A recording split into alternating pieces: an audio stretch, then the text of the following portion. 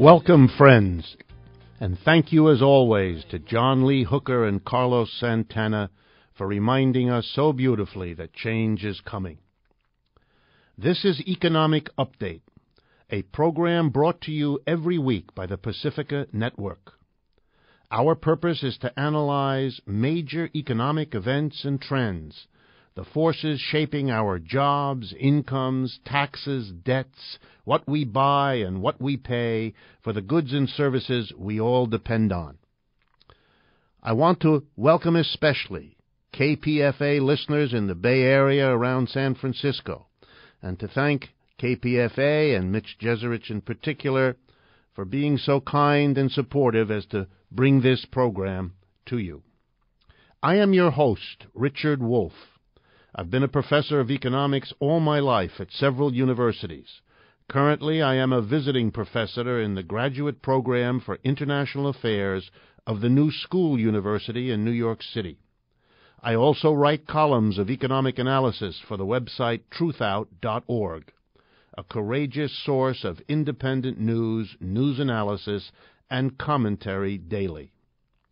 Please keep sending us your questions and comments. We read each one and select the few we can respond to on the air, but we shape our programs in response to your interests. Send your questions and comments to our website democracyatwork.info. Let us know if you would like us to identify you by name. As usual on this program, Economic Update, we will begin with a few shorter items regarding economic events that have been taking place over the last few days. That's what updating means. Today, we are going to deal with major items in the news for days now, it seems even weeks. And it has to do with the exposure of misdeeds by private banks, the biggest, largest private banks here in the United States, but indeed on a global scale. It hasn't been a good several years for those banks. There have been ongoing bank scandals, and indeed, what happened this last week is more scandal information. But to begin, it would be useful if we review the scandals that have beset large, private, profit-driven banking. First, and I'm talking about scandals that they have admitted and or been prosecuted for and or been fined in the millions of dollars for committing. First, money laundering. Several of the biggest banks have admitted and paid fines for having basically assisted criminal activities in laundering their money to enable them to escape detection and to escape punishment. An even bigger scandal had to do with the London interbank offer rate. That's an arrangement located obviously in Great Britain whereby large banks establish a uniform interest rate, which is then used around the world by credit card companies, loan companies. Anyone who charges interest for a loan pretty much makes the decision about what interest rate to charge you or the company you work for or the bank you do business with for the loans they need to operate. They all benchmark their interest rates in relationship to LIBOR, the London Interbank Office Rate. And it turns out that this rate, by influencing the interest rates around the world, is very, very important. And so the largest banks in the world turn out to have been manipulating that rate, systematically over-reporting what they ought to have or under-reporting, manipulating that interest rate because it is based on what the biggest banks report to London in order to make more money, and thereby squeezing the millions of us who depend on credit, directly or indirectly, putting us in a position where we're paying not what we ought to based on what interest rates really are, but rather what the banks would like to make them be. The third scandal they've been involved in, the big banks, is charging excess fees for credit cards, for late checks, for insufficient balances, and milking more money out of their customers by doing it. The fourth scandal is that the big banks have marketed mortgage-backed securities, these peculiar kinds of investments in which case you are buying not a share of a company that makes something, but rather a portion of a debt, a portion of a group of mortgages, and your interest in buying that property is because you then get a cut of the mortgage payments made by the people who borrowed that money. And they had apparently, and they've been convicted now of it, many of them, issued these securities backed by very sketchy mortgages that in the end were never paid back by those who borrowed because they weren't doing it. And finally, the banks were caught up in making risky investments with their depositors' money, often feathering their own nest along the way. So you can see that the list of past scandals is enormous, and the money involved is enormous, and the number of people around the world affected by this is likewise enormous. You might have thought that any private industry caught, exposed, convicted, and fined for such a list of staggering misbehavior would have raised serious questions about its rights to continue and would have evoked from the public and from the government radical solutions appropriate to the scale of their misdeeds. But that didn't happen. Indeed, later today we will talk about one of the few radical solutions that have been proposed and what to think about that. But this last week, all of this became more intense. And as often happens, the way it got exposed was often by virtue of a falling out among these bankers. One big case this week saw the Belgian-French bank Dexia, D-E-X-I-A, in a lawsuit against the huge U.S. bank, the biggest bank, J.P. Morgan. And what Dexia is angry about is they bought a lot of the securities, mortgage-backed securities that had been bundled together and marketed by J.P. Morgan, and they are screaming that they were sold bad securities, securities that J.P. Morgan knowingly sold them and knowingly did not tell them that they were based on mortgages where the prognosis of those ever being paid by the people who had borrowed that money was very poor. I should mention that J.P. Morgan had a subsidiary, Bear Stearns Corporation, which was earlier accused of doing the same thing, marketing bad mortgage-backed securities, and that J.P. Morgan was found as the parent of Bear Stearns to be culpable and has already paid over $296 million in fines.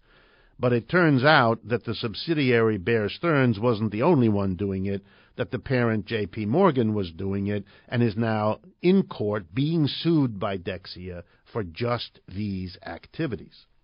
Likewise, this last week, we had an even more bizarre case. In this case, one of the biggest banks in Great Britain, the Royal Bank of Scotland, was found to have participated in the manipulations of that LIBOR rate in London.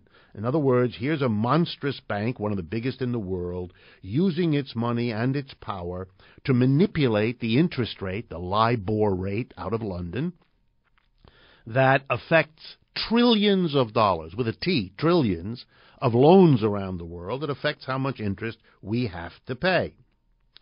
So they're going to have to pay an enormous fine, it turns out. The British and American governments fining the Royal Bank of Scotland for the manipulation of LIBOR. The reported fine, $612 million. So we're talking about a healthy bit of change, to say the least. But I'll come back to what that means a little bit later. But here's what's bizarre about the fine to be paid by the Royal Bank of Scotland. The Royal Bank of Scotland collapsed in the great crisis of 2007 and 2008. And, as happened in so many countries, turned to the British government for a bailout, which they got. So that, as we're speaking now, The bank which was fined by the British government turns out to be owned by the British government. 82% of the Royal Bank of Scotland is owned by the British government. So that now let's see how that works. The British government imposes a fine on a bank that is owned by the British government, so that the British government will have to pay the fine to itself. Oh, goodness. What a strange arrangement. Nothing, in other words, is happening here. This is a bit of a shell game. Yes, they decorate it with taking back some of the big bonuses they gave to some of the top executives at Royal Bank. And yes, some of the money that the British public will have to pay in a fine to the British government will be matched by a fine paid to the American government because it is one of the authorities pursuing this. But when all the dust settles, what can we say about all this strange play? Well, let's begin by a comment from the Attorney General of New York State, Eric Schneiderman. He did a calculation about the total losses from the kinds of activities that J.P. Morgan pursued with its toxic marketing of badly backed mortgage securities. His estimate, just to pick one to give you the orders of magnitude, $22.5 billion with a B. Well, let's see.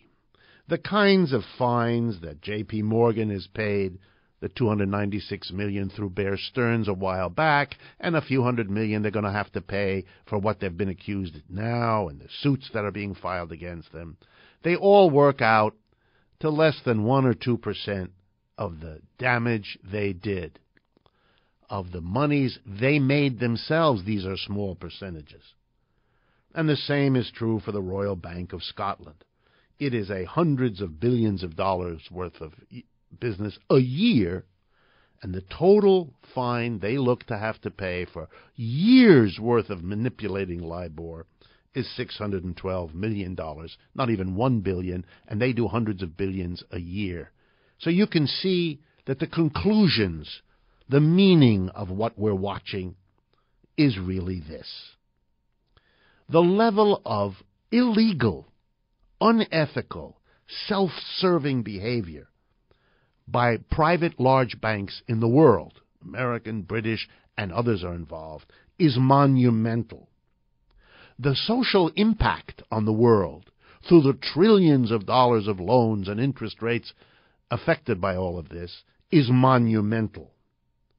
But the fines to those committing these monumental burdens on the society as a whole are tiny.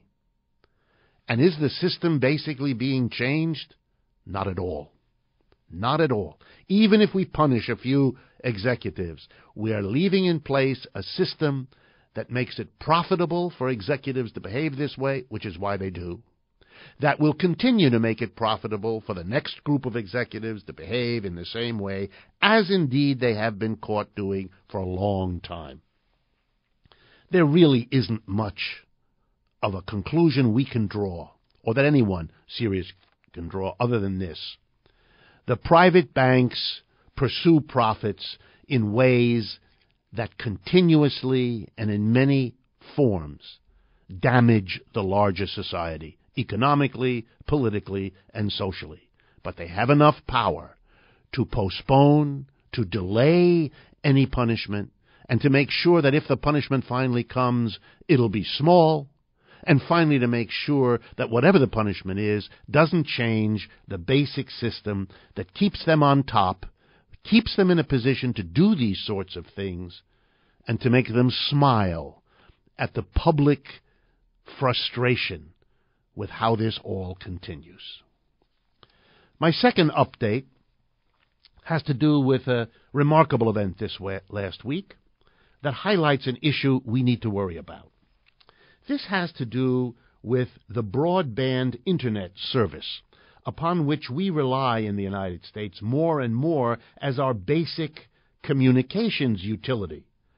The Internet is replacing the TV, it's replacing the telephone. It is the way in which we more and more rely on getting information, passing information, communicating with one another, with our employers, with our entertainment sources, with whatever they are. And here's the irony. A lawyer, a professor of law named Susan Crawford, who teaches at the Cardozo Law School, released a book last week published by the Yale University Press with this interesting title, Captive Audience, the Telecom Industry and Monopoly in the New Gilded Age. Basically what she's saying is that high-speed Internet access through wires is now the essential way most Americans communicate. It is not an industry, however, in which there's much competition, and there's not an industry, therefore, here in the United States that delivers to us anything like the possible Internet wireless service we could have. Here's what Crawford argued in an interview she gave recently with Time magazine. Quote, American consumers have fewer choices for broadband service at higher prices but lower speeds compared to dozens of other developed countries, including throughout Europe and Asia. She gave a telling example in her Time interview. In Seoul, Korea, when you move into an apartment, she said, you have a choice of 3 or 4 providers selling you fiber access for, and get this, $30 a month, and the installation happens in one day. As she points out, that's unthinkable in the United States. And it is ironic that the country that invented the Internet can't get online. That is, she writes, beyond her imagination. She particularly targets the Comcast Corporation and points out that it and other corporations have made sure to limit and control wired Internet access. They make a fortune by the high prices and monthly rates we pay for phone and Internet access, far higher than is paid in other countries for far lower speeds. Private enterprises are in the business of making money, and they do that. Sometimes how they proceed provides useful, cutting-edge service for the markets they serve. And sometimes they make money by systematically underserving and overcharging. According to Professor Crawford, broadband wired Internet access is an example of the latter. And we should think about what it means to leave something so fundamental as Internet access when we now rely on the Internet in the hands of institutions, private profit-seeking corporations that abuse the public trust, rather like those banks we discussed at the beginning of the program, abuse our dependence on finance. Serious problem, one that deserves attention. Our last brief update for today, before we turn to our more substantive discussions of major issues, has to do with this release on Thursday of last week by the John J. Heldrich Center for Workforce Development at Rutgers University, which is the state university in New Jersey. It reports, this survey does, a very interesting statistic that's worth our noticing. While only 8% of Americans are listed as unemployed right now, for example, in the United States, and that's been true for most of the last year, that doesn't measure the total number of people that are affected by unemployment, right? The same people are not in that 8%. So they'd first discovered that nearly a quarter of Americans, 25%, say that they were laid off at some point during the recession or afterward. Oh, over the last 5 years, then, 25% of Americans have experienced unemployment. They went further, and they asked unemployed people, and then they asked the population in general, how many of you know someone, either among your family members or your close friends, who has been or experienced unemployment over the last few years? And the answer they got may surprise you. 8 in 10 Americans say, in a systematic survey conducted by the State University of New Jersey all across America, that they know someone in their circle of family and friends who's been unemployed. Why is this important?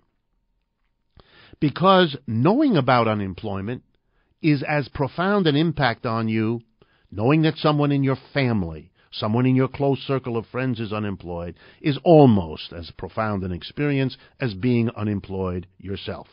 You feel their pain. You hear and see their suffering.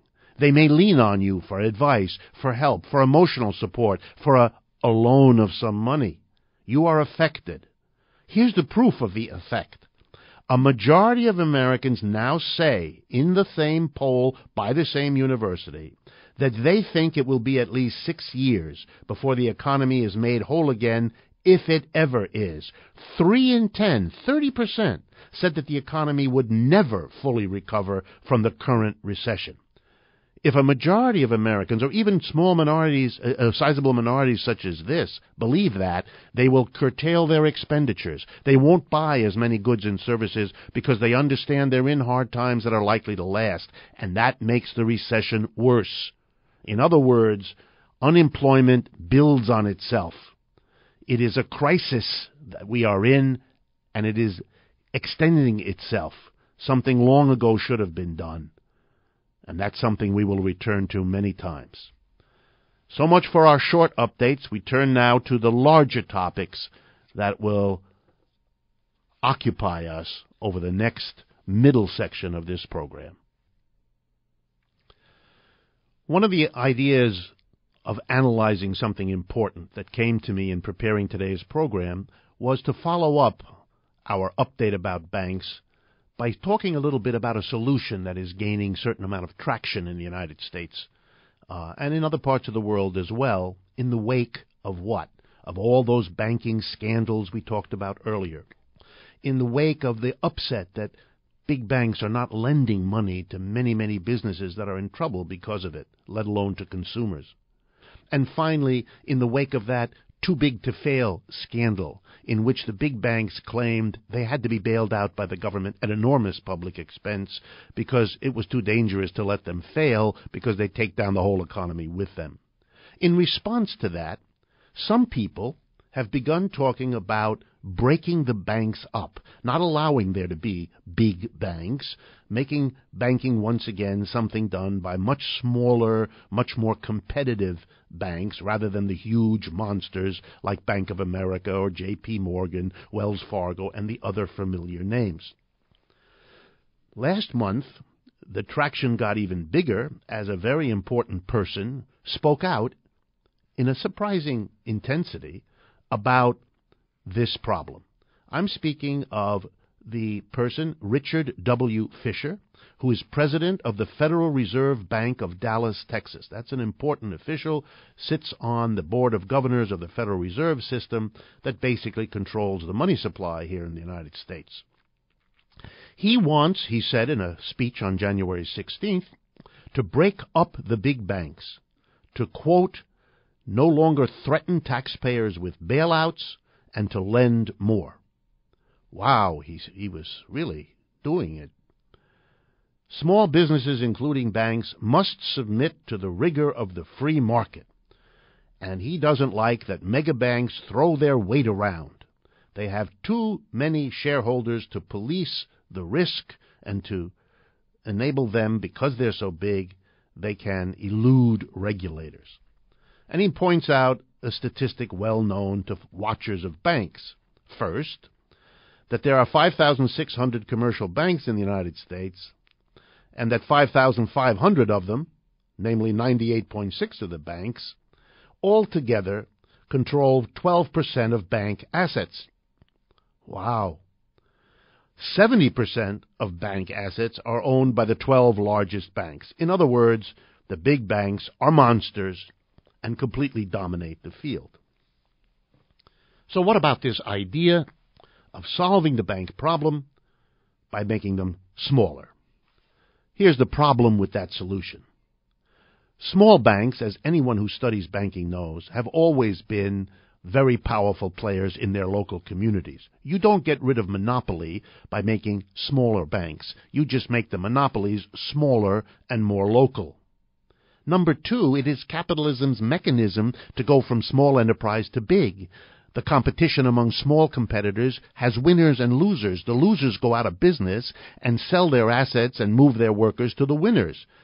Monopoly is the result of competition. And if you break a monopoly back into competition, you simply set the stage for the same game to be played out again. We had many smaller banks in the 1930s, and we had a worse depression than we have with the big ones now. In other words, breaking banks into smaller units isn't a real and a serious solution. Here's one that is. We ought to change banking. It ought to be controlled by the people from the top by making banks a national service we provide people. It's too important to be left in the hands of private bankers. They have driven us to distraction and abused us in more ways than you can count. But it shouldn't just be control from the top. There should also be matching control from the bottom. And the way to do that is to make banks organized as cooperatives in which all the workers, the tellers, the loan officers, the credit managers, all of them are part of a community that includes the depositors, those who depend on the bank, who can collectively make the decisions about the enterprise, even as a community from above, they monitor and control them. The cooperativization and the socialization of banking is a way, finally, to make it serve our interests rather than constantly abuse us, requiring us to search and hunt and follow them, periodically break them up, only to see the same game played again. Before we turn to our next substantive conversation, we will have our usual mid-program musical break. Please stay with us, and we will resume in about a minute. Welcome back to Economic Update. This is Richard Wolff, your host, and we're in that part of the program where we take a important story from the last few days and give it the kind of analysis you won't probably see in the mainstream media, and indeed you may not see anything about these stories if they fall below the radar of what those media think is worth reporting about. This segment might be entitled, to give it a little bit of drama, Capitalism and Tomatoes, because it's about the trade in tomatoes. And this is something that is important, not only because tomatoes figure in a big way in our national diet. Remember the sauce on the pizza, the salad that contains a tomato, the sandwich that has a slice of tomato, and all the other ways that that particular vegetable, some people say it's a fruit, enters into our diet. Well, let's talk about tomatoes. Tomatoes are an agricultural product. They grow in the ground, and they need people to plant them, to fertilize them, to water them, to watch them, to take care of them, to weed the ground around them, and then finally to pick them and pack them and ship them. A lot of work to grow the tomato and bring it to you. What is the truth about agricultural labor, about the market in tomatoes, who produces it, what's going on there? Well, we might start by making a comment about an advertisement that some of you probably saw during the Super Bowl game last weekend. There was an ad in which you saw farm workers. It was really charming. They were working and getting up and doing the work that brings. It was all charming. It was an ad. It was an ad about something else, but it celebrated the farmer. But it had an image of the farmer as a reasonably well cared for worker, which he and she are not. It had the image of a worker as a farm worker as a kind of self-employed person, you might think, sort of upstanding, in charge of his or her own work, hard as it was. And that's not true either, since most farm workers are workers. They don't own their own farms anymore. The self-run, self-owned farmer-worker kind of person is a vanishing phenomena of American society and has been that way for a long time. And it was also interesting that the image portrayed, there were 21 images exactly, counting in that ad, if you looked at them, 21 images of people representing farmers. 19 of those images were white, one was African American, one was Latino, but the actuality, the truth about the 3 million agricultural workers in the United States is most of them are not white. Most of them are African American and even more Latino. And their working conditions are awful, systematically awful here in the United States, and similarly awful in many other countries. For example, and this is where tomatoes come up again, in the country of Mexico. Why is that important? Because tomatoes are an important crop, particularly these days, in Florida and in Mexico. And there has been a fight for at least the last 20 years between tomato producers in Florida and tomato producers in Mexico.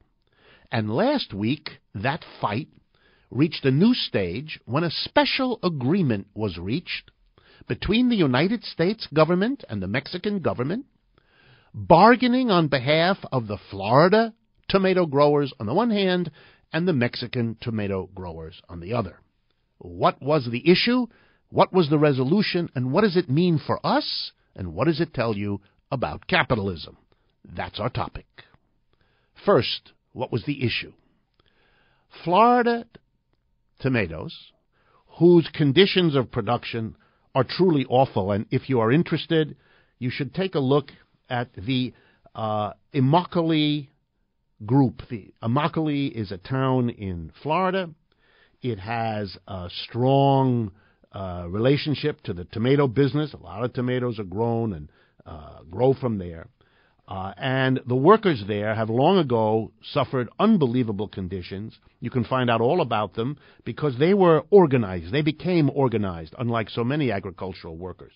They organized something called the Coalition of Immokalee Workers, CIW. You can find them on the Internet. You can find out lots of information about their conditions.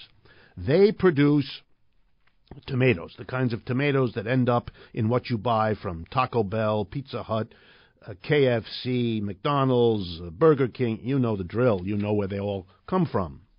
So the conditions are awful. The workers are not paid well. They are not treated properly. They suffer serious health problems from the pesticides and herbicides that are used in the tomato business, and on and on and on. But that's not what our topic is. What was the agreement between Mexico and the United States? Here's what it was.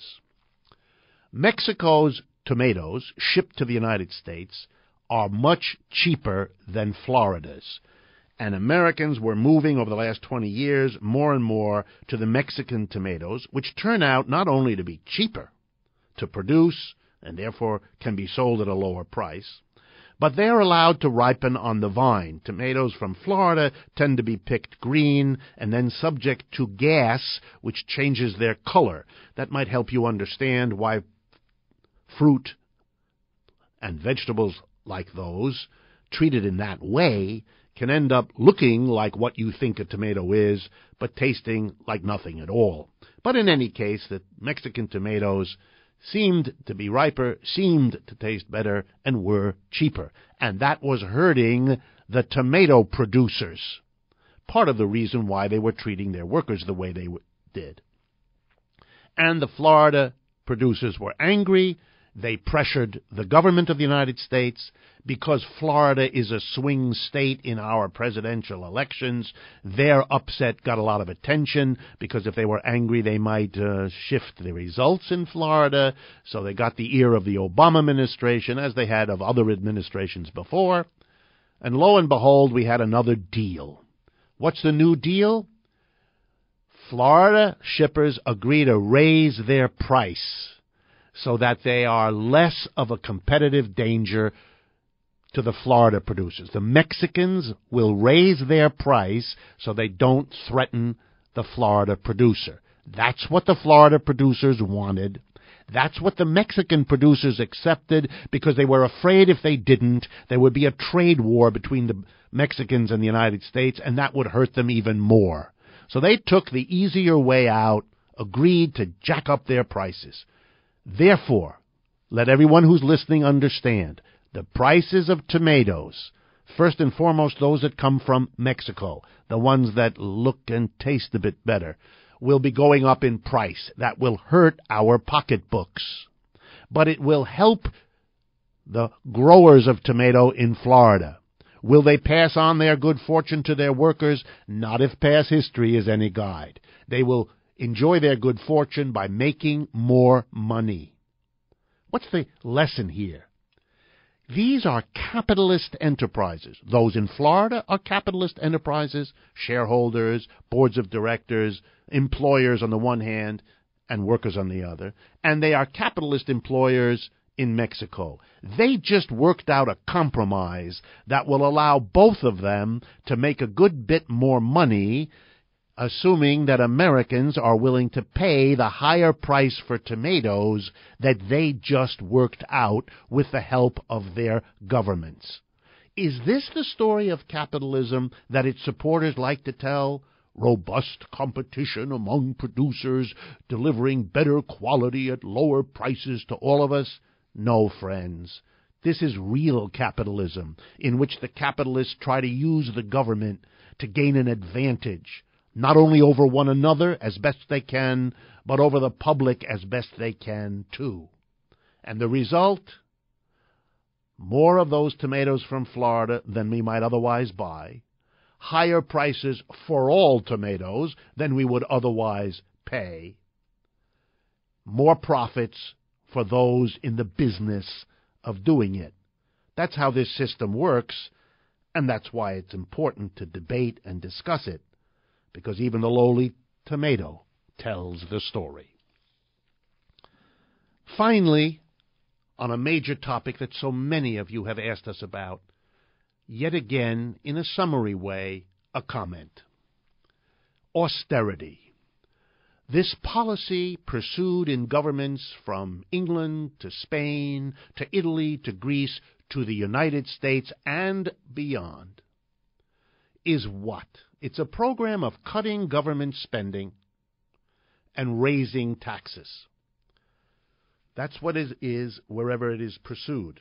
In most countries it's called austerity, but it has other names too. Names like fiscal responsibility or lowering the deficit. It doesn't take an advanced degree in economics to understand that if you're already in an economic crisis, with unemployment, with troubles coming down the road, with cutbacks of government service, that if you pursue an austerity policy, you're going to make matters worse. Because if the government spends less money, that's less goods and services being purchased by the government, fewer jobs to produce those goods and services. And if you raise taxes on people, they have less money to buy goods and services, and so they will generate fewer jobs. So you're not helping the situation, you're making it worse. And why? Because the government has deep debts. Well, friends, the government has deep debts is what they say. But how in the world would it make the situation better when the government has deep debts to raise taxes and lower government spending? Because even if the government can lower its debts, it's at the price of a longer, worse downturn. Is there something else going on? And the answer is yes. And it's important to stress what the purpose of austerity really is. Number one, it's to save corporations and the rich from the tax bill to clean up the crisis they helped to produce and the bailouts that mostly went to them. They don't want to pay for that. And they're upset that they might be asked to. That we might raise taxes here in the United States, for example, back up to what they were in the 50s and 60s on corporations and the rich, much higher than they are today. And that we might use those taxes to pay for the bailouts they got, to offset the crisis they brought, and to thereby lower the deficit because the government wouldn't have to borrow if it taxed corporations and the rich. They don't want to go there. They would rather us have an austerity policy as the necessary way to deal with the deficit. The real issue, they don't want to pay their share of the costs of the mess they made. And the other reason? private capitalists are always afraid of the government. That's why they denounce it all the time. They're afraid of the government for a simple reason. Governments, at least where there's universal suffrage, are dependent on votes, and the mass of the people have the majority of the votes. That always raises the possibility that the voting could, if organized someday, see the mass of people using the political system to limit, control, and offset the results of the economic system. Precisely, for example, by taxing corporations and the rich to make them pay for the social problems they have created and from which they often profit. They don't want a strong government because they don't want that government ever to take those kinds of steps. So if the people actually captured their government and turned it in that direction, they want that government to be smaller than it is, weaker than it is, in debt, in fact, the way it is. And an austerity program shrinks the government's footprint, makes it weaker and smaller, and that's a bit of safety for the private sector. Those are the objectives of austerity. That's why they pursue it, even though it makes the crisis worse and last longer. Because a deeper crisis that lasts longer for the corporations and the rich is a relatively small price to pay to make sure they're not taxed to pay for the mess they created, and to make sure they're not endangered by a powerful government that might one day be taken over by the people it's supposed to serve. That's the core of what's at stake in austerity politics. We turn now to the final segment of Economic Update. And what we've been doing recently, and what we're going to continue to do, is not only respond to questions and comments that you send in, but in particular, which is itself a response, talk about some of the enterprises that have changed the way they do business in the United States and in other countries as well. We've been talking about the Mondragon Cooperative Corporation in Spain a bit in this program over the last year. The example of a very large company that organizes everything, where the workers make the decisions democratically about what happens in their enterprise, where there are no shareholders in this case, and where all the decisions are made democratically, and the managers are hired by the workers rather than reverse. And we've talked about smaller ones, and I want to keep telling you a little bit about them. You can find out much more about them and many more examples of them, again, by going to democracyatwork.info, where that information is gathered for you. But I want to give you little stories about them so you get a feeling for them. Today's is an example of a remarkable group of people. They're called the Union Cab Company, or the Union Cab Co-op. It's a workers' cooperative that is a cab company. That's right, taxi cabs. They're located in Madison, Wisconsin, and here's what they now do. First, they do an annual business in excess of $7 million. They have approximately 230 active or probationary members, and they operate 65 taxi cabs. So they're a significant business. They've been around since 1980, so they have a track record. They've survived as a business. In fact, they've survived as a cab business better than cab companies that were capitalist from before. Indeed, it was the history of capitalist cab companies and their failure in the decades before 1980 that created the demand, the space, and the opportunity for a workers' cooperative to come in and do the job better, deliver better taxi service, provide better lives for the taxi workers, and to create a form of business that is a much more satisfying and productive kind of job life for the people involved, but also creates a better rapport, a better feeling between the workers and the community that they serve. Very interesting. The previous cab companies didn't succeed.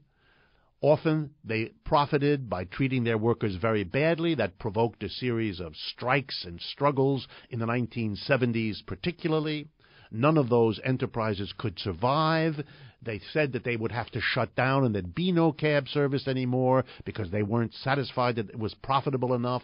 And the workers, who of course wanted to hold on to their jobs, came along and said, okay, if it isn't profitable, it's still needed. If it isn't profitable, it's still our job. And if it isn't profitable, it doesn't mean that it has to close down.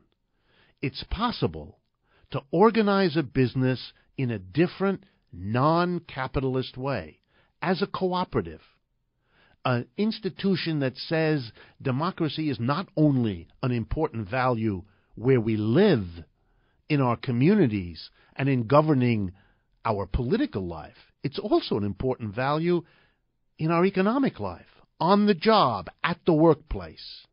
And we're going to show that not only can we create a democratic workplace, not only will that be a much better place for us to work, but we can deliver the goods, quality service needed in a community, benefiting a community, while allowing us to hold our heads high as workers who earn a good living and who run their own business.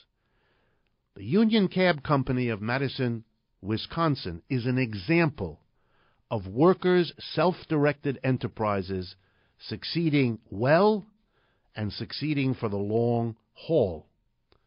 Again, go to our website, democracyatwork.info, for much more information about the Union Cab Co-op and many other enterprises like it. Now to respond to some of your questions. The first one is simple. Could you explain how an ESOP, often referred to as an ESOP, is alike or different from a WSDE, or a worker self-directed enterprise? Well, let's explain what these two things are, because they are indeed similar in some ways and different in others. WSDE, you know from this program and in the past, workers self-directed enterprise. Simply a workers' co-op where the workers themselves collectively operate as their own boss, operate as their own board of directors. That is, the workers do their particular tasks, as all workers do in enterprises, but the difference is they're also their own boss. They also get together, and in a democratic way, one worker, one vote, they decide what to produce, how to produce, where to produce, and most importantly, what to do with the profits that all of their labor generates. They don't allow those decisions to be made by a tiny minority, a typical capitalist board of directors of 15 to 20 people, selected by the major shareholders, another small group of people, making the decisions they have to live with. So much for what an WSDE is. What about an ESOP? Well, that stands for Employee Stock Ownership Program, or Employee Stock Ownership Plan. This is a way of describing an enterprise in which the workers own the shares, either individually or through an institution that they support. But the idea is that the owners are also the workers. That's an interesting idea, and indeed, in many workers' co-ops, the workers are also owners. But there is an important difference. To own a company, to own shares in it, does not mean that you run it. It does not mean that you make the decisions what to produce, how to produce, where to produce, and what to do with the profits. Those decisions are made by the major shareholders, which are typically a small group of wealthy institutions or individuals, and by the board of directors that they select. So here's the problem. If workers own the shares, they may still decide to put the basic decisions of the company into the hands of a board of directors, another group of 15 to 20 people. And the reason we know that's possible is that in many, many cases, employee stock ownership plans, ESOPs, work that way. And guess what? They select the same sorts of people to be on the boards of directors that capitalists typically do. They believe that the board of director type person in a capitalist enterprise is the right kind of person with the right kind of background and the right kind of credentials to run their business that they own as workers. The end result is a corporation that in many ways reproduces the capitalist enterprise because it continues to be operated that way, allowing a board of directors, a separate group of people, to make the kinds of decisions and to run the kind of company that they used to do in the jobs they typically held before, which was in your average capitalist corporation. In other words, you might think of it this way. An employee stock ownership program is a sign that workers found it appropriate, desirable, or necessary to go beyond being a worker to also become an owner of the company. It's often done to keep the company from disappearing. So it's a recognition of the limits and failures of a capitalist enterprise, and it's a step in the direction of a collective or community operation of production, because the workers become owners in addition to workers. But here's a key difference. Workers need to take the next step also. That's what WSDEs are about. Workers have to become their own directors. That's to make sure that everything that company does, what it chooses to produce, what technologies and ways of producing it chooses to expose its members to, where the production happens, and what is done with the profits. It's important to make sure those are done for the interests of all the workers there in conjunction with the community, not to create a separation between those who do the work and those who make the decisions. So you might think of an ESOP as a step on a trail, on a path that needs to go a good bit further to reach the level of real democracy on the workplace, when the direction of the enterprise, what the board of directors and top executives do, is in the hands of the workers, directly, continuously accountable, not to allow the gap that has been so destructive in the history of capitalism. Let me turn, finally, to an interesting question that was also asked of me recently by one of you. And this has to do again with these worker self-directed enterprises, this alternative to capitalism that is capturing more and more attention around the world. And the questioner asks, how might WSDEs get formed with money? Where would they get the money? How might they raise capital? Especially in a world like today when they are still a relatively small part of the economy and the dominant model of business is capitalist. How might this work? Where would the money come from? Well, the answer to this is interesting, and I think helps us understand where this interest is coming from and where it's going. First of all, in many cases, workers themselves come up with the money from their own savings, from their friends, from their families, because they can see that the investment in a company like that of your own money is in the end a better thing to do than to invest in some anonymous shares of stock in an anonymous corporation, treating its workers in God knows what way, perhaps working deals with banks and others to mislead you about the safety and the future of your investment.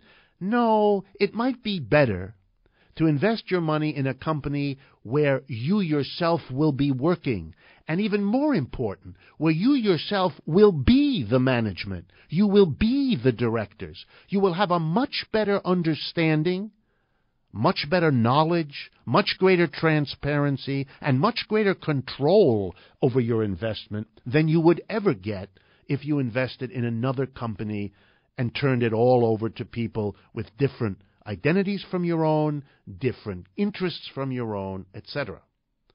The same is true about going to community institutions and asking them to provide you with money. Local churches, local trade unions, local people's associations of all kinds. maybe even local credit unions, which are themselves a step away from capitalist banking towards a more collective community approach. All of these are sources of money that might begin to be persuaded that investing in collective, cooperative, worker-run, owned institutions is keeping the money local, keeping the money in the hands of the community, not risking it with capitalist enterprises whose crises and whose profit-driven decisions are increasingly at variance with what we all need.